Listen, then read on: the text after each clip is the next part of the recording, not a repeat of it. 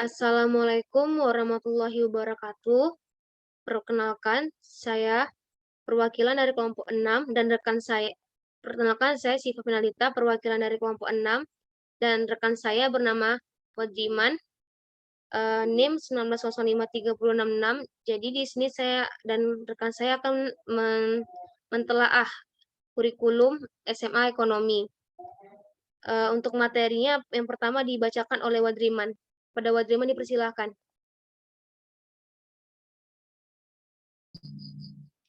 Baiklah, saya akan membacakan materi dari telaah kurikulum yang akan kami bahas. Kurikulum adalah seperangkat rencana dan pengaturan mengenai tujuan, isi, dan bahan pelajaran, serta cara digunakan sebagai pedoman penyelenggaraan mengenai tujuan, isi, dan bahan pelajaran, serta cara yang digunakan sebagai pedoman penyelenggaraan kegiatan pembelajaran untuk mencapai tujuan pendidikan tertentu.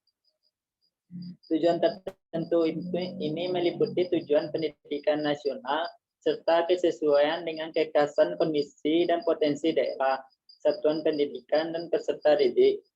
Oleh sebab itu, kurikulum disusun oleh satuan pendidikan untuk memungkinkan penyesuaian program pendidikan dengan kebutuhan dan potensi yang ada di daerah. Sedangkan rencana pembelajaran atau RPP merupakan rencana yang mencerminkan prosedur dan pengorganisasian pembelajaran untuk menyangkal suatu kompetensi dasar yang diputuskan dalam standar isi dan diulas dalam silabus. Lingkup rencana pelaksanaan pembelajaran sangat luas, merangkum kompetensi dasar yang terdiri dari satu indikator atau sejumlah indikator guna satu kali pertemuan atau lebih. Rencana pembelajaran sekurang-kurangnya memuat destinasi pembelajaran, pelajaran ajar, cara pengajaran, sumber belajar, dan evaluasi hasil belajar. Pada kurikulum terdapat komponen-komponen utama, di mana dapat menelaah suatu RPP, apakah RPP tersebut layak untuk diterapkan atau perlu direvisi. Maka untuk lebih jelasnya akan dijelaskan singkat apa-apa saja komponen utama dari kurikulum. Yang pertama adalah komponen tujuan. Tujuan merupakan hal paling penting dalam proses pendidikan, yaitunya hal yang ingin dicapai secara keseluruhan. Hal tersebut meliputi yang pertama yaitu tujuan domain kognitif, yaitu tujuan yang mengarah pada pengembangan akal intelektual peserta didik. Yang kedua yaitunya tujuan domain afektif, yaitu tujuan yang mengarah pada pergerakan hati nurani para peserta didik. Dan yang terakhir yaitu tujuan domain psikomotor, yaitunya tujuan yang mengarah pada pengembangan keterampilan jasmani peserta didik.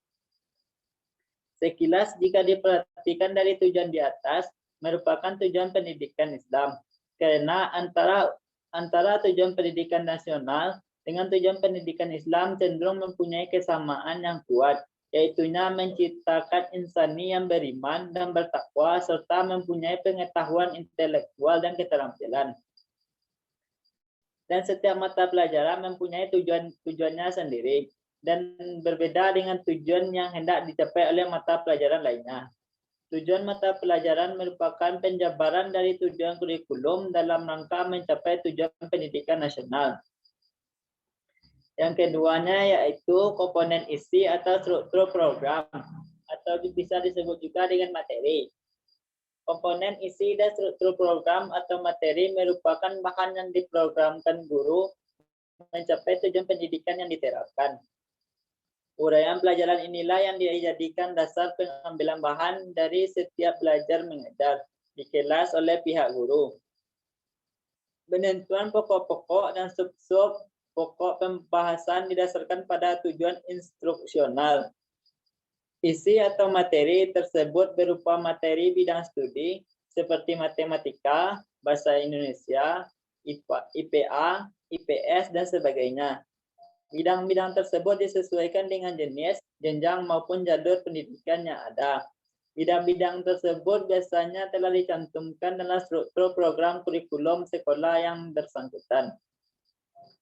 Dan komponen yang ketiga yaitunya komponen media atau sarana dan prasarana.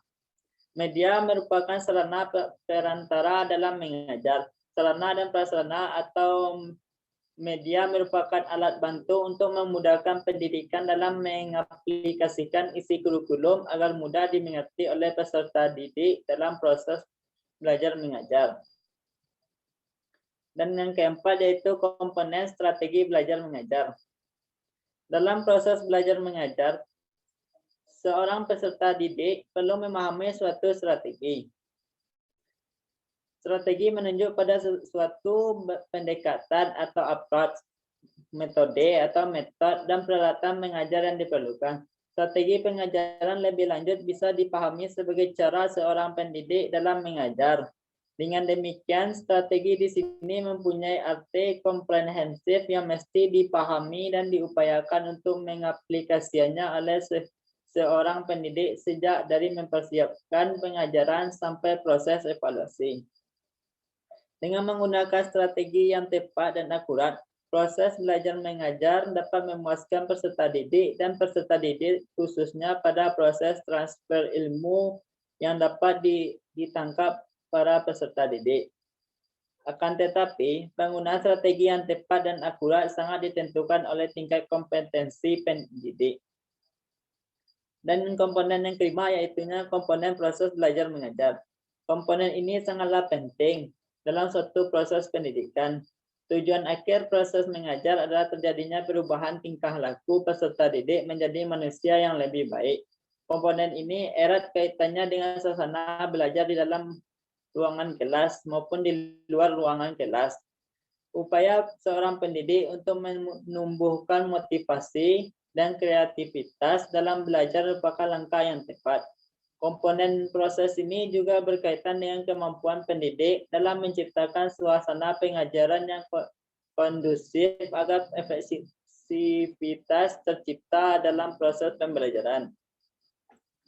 Menurut Subandija, guru perlu memusatkan pada kepribadiannya dalam mengajar, menerapkan metode yang tepat, dan memusatkan pada proses dengan produknya, dan memusatkan pada kompetensi yang relevan.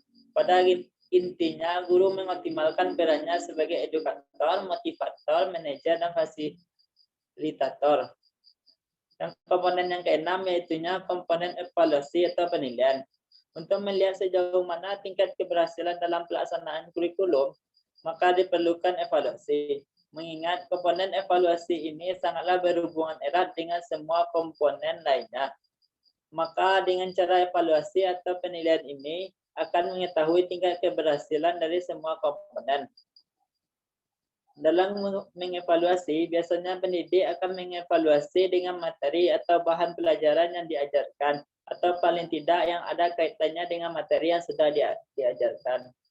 Komponen evaluasi ini tidak hanya memperlihatkan sejumlah mana prestasi peserta didik saja, tetapi juga sebagai sumber input bagi sekolahan sebagai upaya perbaikan dan pembaharuan sesuatu kurikulum. Mungkin sekian materi dari saya kembalikan kepada moderator.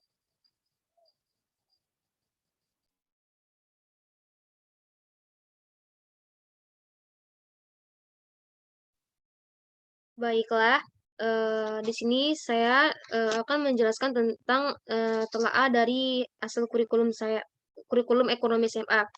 Berdasarkan pengamatan kelompok kami, didapatkan hasil dari menelaah RPP SMA Negeri 1 Binuang mata pelajaran ekonomi kelas 11 semester 1 dengan menggunakan kurikulum ATSP. Dapat ditelah dengan menyesuaikan apakah sudah sesuai dengan komponen kurikulum, maka hasil diskusi kelompok kami akan dipaparkan sebagai berikut. Yang pertama, dari materi pembelajaran pada RPP. Dari materi yang pertama, kami di kurikulum SMA Negeri 1 Binuang terdapat 5 materi, yang di mana materi pertama yaitu memahami kondisi ketenagakerjaan dan dampaknya terhadap pembangunan ekonomi.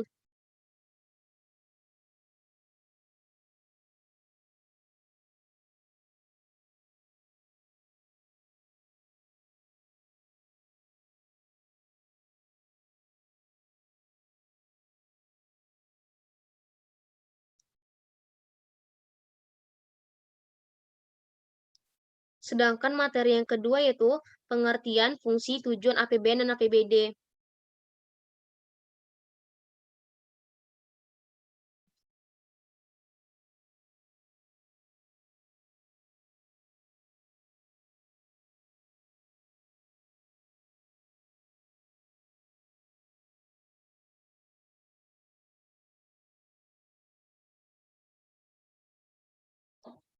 Sedangkan materi ketiga itu mengenai pasar modal.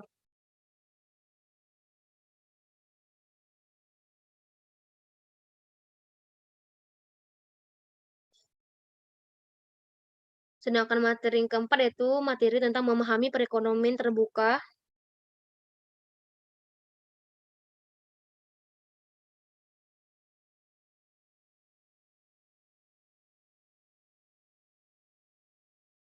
Dan materi yang terakhir itu tentang memahami penyusunan siklus akuntansi perusahaan jasa. Jadi, penilaian yang diterapkan pada RPP tersebut yaitu, menurut kelompok kami, pada RPP yang kami telaah, pada setiap materi pembelajaran misalnya mengenai memahami penyusunan siklus akuntansi perusahaan jasa, yaitu eh, terdapat sub materi bagian dari siklus akuntansi jasa. Dan untuk satu materi ini bisa 2 kali pertemuan dalam menjelaskan materi, sehingga para siswa diharapkan dapat mengikuti pembelajaran secara bertahap dan sistematis dan tidak terburu-buru. Guru pun juga mengetahui sampai mana pengetahuan siswa dan dari materi pembelajaran tadi dapat berjalan sesuai dengan tujuan yang diharapkan dan dapat dipahami oleh siswa. Sedangkan komponen yang pertama itu komponen tujuan pembelajaran. Pada RPP yang kami telaah, dari materi 1 sampai materi 5, terdapat bagian dan mengandung unsur komponen tujuan yang terdiri dari tujuan domain kognitif, domain efektif, dan domain psikomotor, yang dimana tujuan tersebut akan mengembangkan pola pengembangan akal, pikiran, dan keterampilan. Dan di RPP ini juga disebutkan tujuannya dengan jelas, tujuan dari pembelajarannya. Itu dengan menggunakan pendekatan apa dan mencakup bagaimana seperti mendeskripsikan, menjelaskan, membedakan, dan menghubungkan dan menjelaskan. Sehingga tujuan dan pendidikan kurikulum dapat tercapai dengan terlaksana dan baik. Sedangkan komponen yang kedua yaitu isi dan struktur program atau materi. Untuk RPP yang kami telaah dari materi 1 sampai materi 5, dan struktur programnya mengandung uraian bahan pelajaran yang dijadikan dasar pengambilan bahan dalam setiap belajar mengajar di kelas oleh pihak guru. Penentuan pokok-pokok dan sub pokok bahasan didasarkan pada tujuan instruksional. Isi atau materi pembelajaran tersebut dapat berupa materi bidang studi seperti ekonomi. Bidang-bidang tersebut disesuaikan dengan jenisnya, jenjang dan kelas 11 SMA maupun jalur pendidikan yang ada, dan isi materi pembelajaran dapat dicari dengan rujukan materi yang diberikan guru maupun buku rekomendasikan pihak sekolah maupun guru. Jadi pada RPP ini terdapat rekomendasi buku dari pihak gurunya, yaitu terdapat pada buku teks ekonomi. Sedangkan untuk komponen media atau sarana dan prasarananya, pada RPP yang kami ambil untuk telaah, baik dari materi 1 sampai 5, untuk media pembelajaran atau sarana dan prasarana di SMA 1 Binuang, menurut kelompok kami tidak lengkap, karena media pembelajaran hanya menggunakan buku teks dan tidak ada media yang lain seperti media pembelajaran berupa video, laptop, atau yang lainnya. Dan alat belajar yang hanya dicantumkan seperti buku teks dan spidol. Sebaiknya perlu ditambahkan alat dan sumber belajar lainnya. Sedangkan komponen yang keempat yaitu strategi belajar mengajar. Untuk strategi pembelajaran yang digunakan SMA 1 Binuang, sekolah mereka menggunakan pendekatan kontekstual, di mana pendekatan ini dihubungkan dengan kehidupan sehari-hari mereka, dengan metode seperti ceramah, motivasi, diskusi kelompok, dan studi kepustakaan. Seperti metode pembelajaran ini, yaitu ada studi kepustakaannya.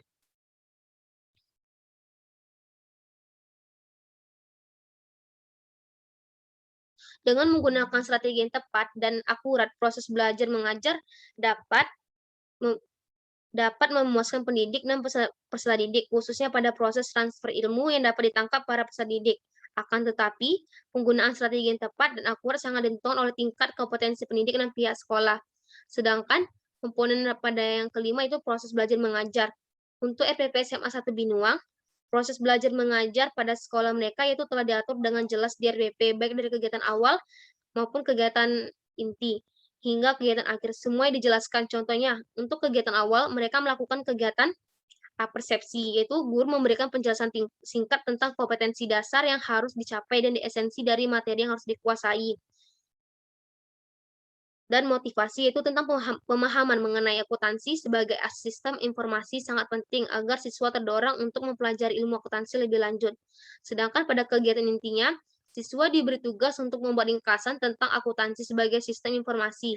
Dan kegiatan akhirnya itu, guru dan siswa melakukan refleksi, sedangkan yang B, penilaian, terdapat hasil kerja individu, kognitif, dan lembar pengamatan afektif dan lembar pengamatan lainnya seperti psiko dan motorik.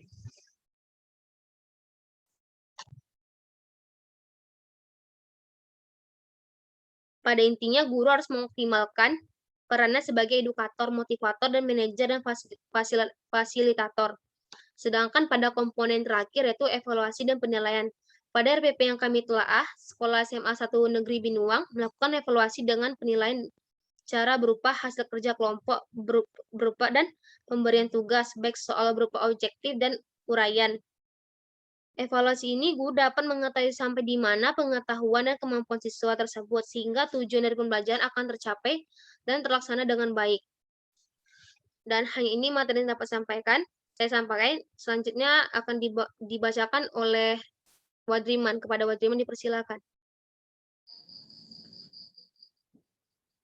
Jadi dapat disimpulkan bahwa penerapan LPP sudah sesuai dengan kurikulum yang ada pada saat ini, akan tetapi masih memiliki beberapa kekurangan dalam penerapannya. Yang terlihat jelas kekurangan RPP tersebut terdapat beberapa komponen, yaitunya pada komponen media dan sarana prasarana yang diterapkan oleh tenaga pendidik dalam mengajar di kelas 11 SMA N Binuang masih menggunakan spidol dan tidak adanya pemanfaatan teknologi dalam proses mengajar di kelas.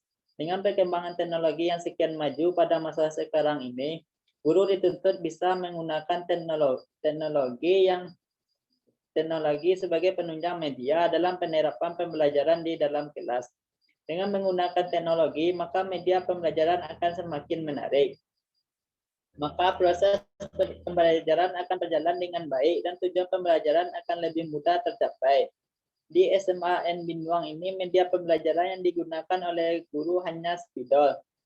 Dengan menggunakan spidol, berbagai media pembelajaran di dalam kelas, maka siswa akan merasa bosan dengan media tersebut.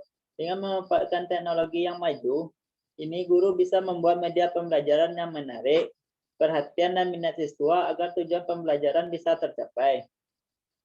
Selanjutnya yaitu terdapat pada komponen evaluasi dan penilaian. Di dalam LPP, sistem penilaian yang diterapkan oleh guru adalah hasil diskusi kelompok dan tugas yang diberikan oleh guru.